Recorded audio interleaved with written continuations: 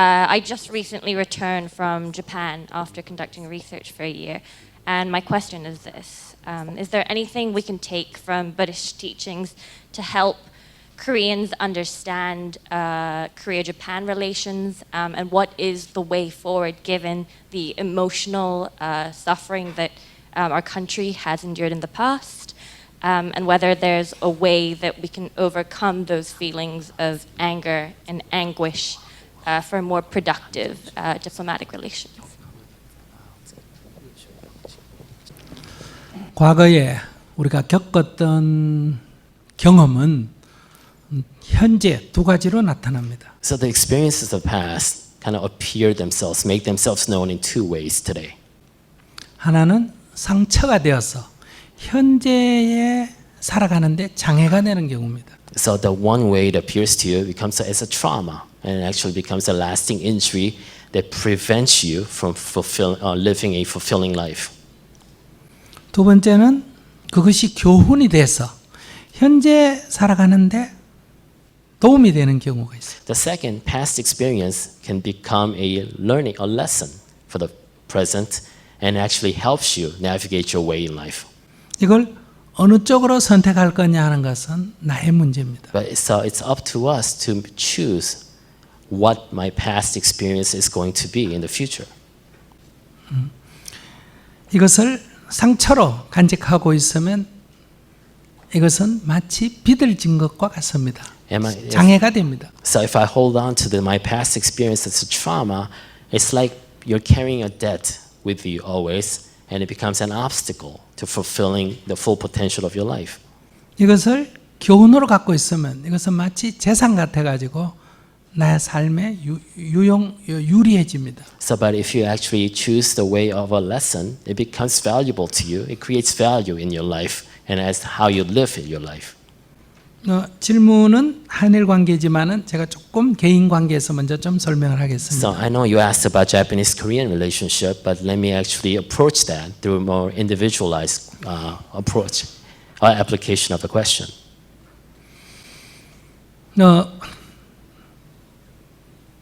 산에 가서 뱀한테 물렸다고 합시다. Say you were bitten by a snake when you were climbing up a mountain. 이것은 내가 그냥 겪은 하나의 사건이고 경험입니다. So that is an occurrence, an accident, right? An event that happened to you. 이것이 나에게 상처가 되면 어떠냐? But if this becomes a trauma to you, 저는 뱀을 무서워하고 산에 갈 때마다 겁을 냅니다. then you'll always be afraid of snakes, and you'll always be afraid of snakes jumping at you as you travel a mountain.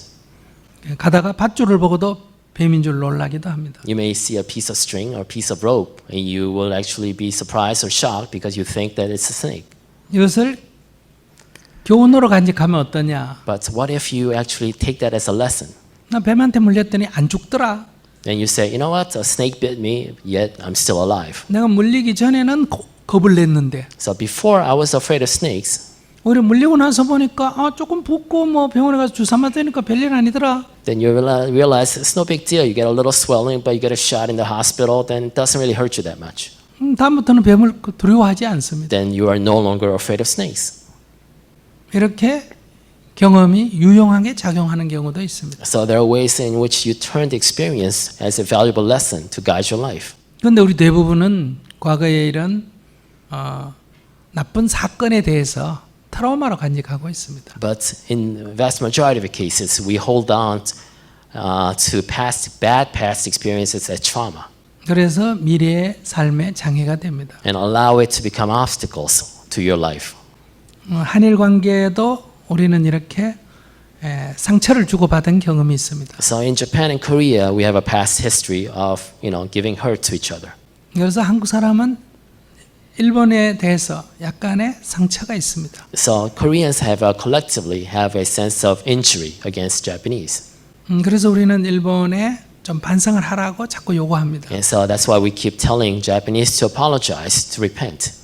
일본은 자기가 잘못한 거에 대해서 별로 잘 기억을 못합니다. But Japanese memory is shorter. they don't really recall too vividly what they did to Koreans. 뭐 살다 보면 그럴 수도 있지 뭘 그걸 가지고. They go, you know, it was all part of a war. Everybody wars. Everybody's cruel. 우리만 식민지 지배했나? 유럽에 있는 모든 나라를 또 다 식민지 지배했는데. And everybody was colonizing each other. Look at the European nations and how they treated their colonies. 뭐 2차 대전 때 우리가 졌어 자꾸 이런 문제를 삼지. 쟤들은 이겼기 때문에 문제를 안 삼는 것뿐이지. 왜 우리만 문제냐? 이런 생각을 해요. And they think, you know, because we lost the Second World War, that's why you're making such a big deal out of it. Look at the winners. Look at the Western powers who won the Second World Wars. The ones taking up issues against their colonial abuses. 그러니까 우리는 일본에 대해서 이 상처를 지금 치유하지 못하고 있습니다. So our injuries or hurts against the Japanese have not healed yet. 그래서 여기 갈등이 있는 거예요. That's why we have that conflict. 근데 이 과거 문제를 가지고 얘기를 하면 이 문제는 해결이 안 됩니다. But if you stay on the past and try to resolve this issue based on past actions, it's unsolvable. 제일 좋은 건 일본이 싹 사과를 해주는 거예요. I mean, the best way is for Japanese to really come out with a sincere and a deep apology, 우린 그걸 원합니다. because that's what we want. 일본은 그런데 그 문제의식이 그렇게 없어요. But the Japanese don't feel as if they need to, 옛날에 했잖냐. because they've done it like we did it repeatedly. 이렇게 생각합니다. That's how they think. 그럼 우리가 그걸 싹 잊어버리면 돼요. Then another solution is for us to forget about it. 근데 또 우리는 안 잊어버리져요. But we can't. 그래서 이 문제가 계속되는 거예요. That's why we have this continuing conflict. 그래서 과거 문제는 너가 옳으니 내가 옳으니 해서 이걸 돌이켜보면 해결책이 없습니다. So if you try to resolve some past issue by saying who's right or who's wrong, it's not going to be solved. 이럴 때는 미래를 봐야 합니다. That's why you have to kind of be forward-looking. 일본하고 함께 안 하는 게 이길까? 함께 하는 게 이길까? Is it more beneficial to Korea to be with Japan or to go against Japan? 앞으로 초강대국인 미국과 중국이 경쟁을 하는 이런 상황에서 So in the international order that's being defined by G2, China against the US, 우리는 미국이나 중국 쪽에 어느 한쪽에 줄을 서야 할 이런 것을 강요받고 있는 상황에서 and in which we are actually being demanded to make a choice between whose side you'll be on. 우리가 그래도 조금의 좀 자주성을 가지려면 But in order to actually create as much space for autonomy as possible in that state of dynamics, 우리 혼자 힘으로 가능할까? can we do that ourselves? 그래서 우리가 남북이 협력을 해야 됩니다. That's why North and South Korea needs to come together and cooperate. 만약 우리가 갈등을 일으키면 So because if we are at conflict against each other, 남쪽은 미국 아래로, 북쪽은 중국 아래로 편제될 수밖에 없습니다. then the choice is obvious, right? If North and South Korea don't get along, then North will go under the satellite state of China 그럼 and South under the US satellite. 그럼 미국과 중국이 충돌할 때 우리가 그 사이에 끼어서 우리끼리 더 충돌합니다. So that means that we're at the front lines of the new conflict, geopolitical conflict, in which we'll always be victimized as the frontline countries. 우리가 미래를 생각해 보면 Right. 우리에게는 밝음이 없습니다. 어둠만이 있습니다. So if you look at the future from those lenses, then you know the future is fairly dark for Korea. 그래서 우리는 남북이 협력을 해야 합니다. That actually drives the need, realistic need for 과거를 cooperation. 생각하면 이것도 해결하기 어렵습니다. But because if you actually just look at what happened in the past between North and South Korea, it's very difficult to solve. 북쪽에서 쳐내려와서 얼마나 많은 사람을 죽였느냐. Because how North Korea invaded South Korea and look at how many people they killed. 그래서 지금 일부 나이 드신 분은 지금 남북 간의 화해에 대해서 반대하지 않습니다. That's why you have the older generation who have all memories of those conflicts opposing any reconciliation with the North. 그러나 우리가 미래를 생각해 보면 협력하는 것이 상호에게 좋다. But if you look into the future, cooperation between the two countries is better for both of us. 그러면 우리는 과거의 상처를 좀 덮어놓고 미래를 향해서 나아가야 합니다. Then we have to kind of let go or deal with the past a little bit as we go toward the future.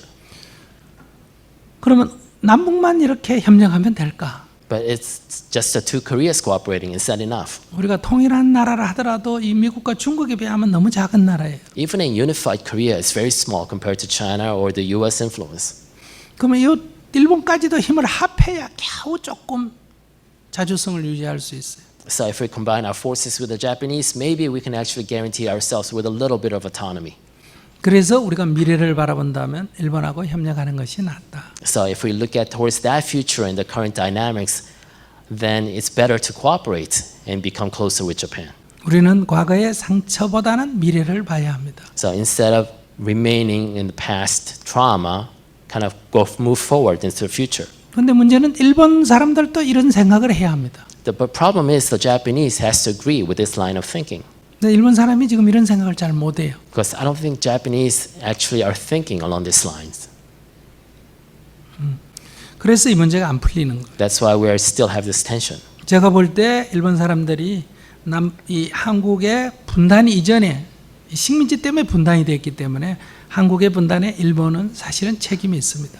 So, in a way, Japan actually is responsible for the division of Korea because colonialism actually led straight and resulted in the division of the two Koreas. 이 실질적인 사과라는 것은 말로 하는 것보다는 이 남북이 화해와 협력을 하고 통일로 가는데 일본이 도와주면 오히려 우리의 상처가 치유될 수 있습니다. So, in a way, a realistic form of apology is not just verbal apology. If Japanese can play an active role to facilitate the reconciliation between the two Koreas and to bring about a more of a peaceful state between the two countries, that would actually be a sincere form of apology that could heal the trauma of the Korean people. 일본과 북한이 수교를 하고 일본이 북한 개발에 오히려 적극적으로 참여하면서 남북한이 함께 가도록 일본이 돕는다면 우리는 좀 상처를 딛고 또 일본과 함께 우리가 동아시아의 어떤 평화를 위해서 함께 노력하는 것이 우리가 미래에 가야 할 일이다. So it's kind of a normalization of the relationship between Japan and North Korea, for example, and Japanese active support for development of North Korean society, at the same time playing a facilitator role between the conversation between North and South Korea. That would actually be a more of an active and more of a positive role that Japan could take to increase the autonomy and influence of our nations in East Asia.